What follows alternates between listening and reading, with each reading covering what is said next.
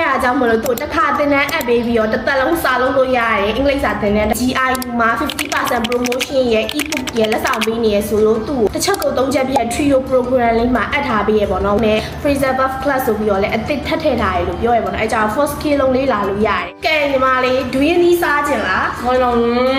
စားခြင်းဒွင်းနီးကိုအင်္ဂလိပ်လိုမှန်အောင်ပေါက်စမ်း DORIN သူမအဲ့လိုအတန်းတွေအရမ်းမှာအင်္ဂလိပ်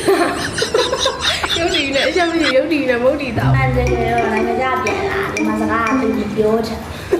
င်္ဂလိပ်စာရော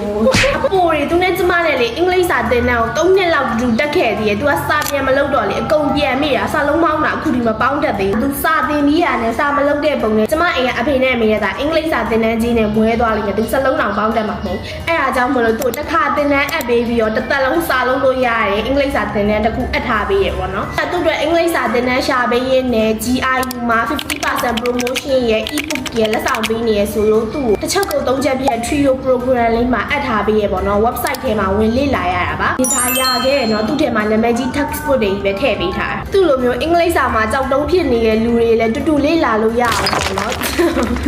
ကျမအားလုံးအတွက်လူကျုပ်တူလေးပြန် share လုပ်ပေးရပါ GIU ကအကုန်လုံးတော်တော်များများလဲကြော်ညာထားတယ်တီလဲတီလောက်တယ်ပေါ့နော်အဲ့မှာ 50% promotion လဲရနေတယ် trio program မှာခါသင်တန်းအပ်ပြီးတော့တစ်သက်လုံးစာလေးလာလို့ရတယ်ဆိုတော့ကိုသားသမီးတွေအတွက်လည်းအဆင်ပြေကျ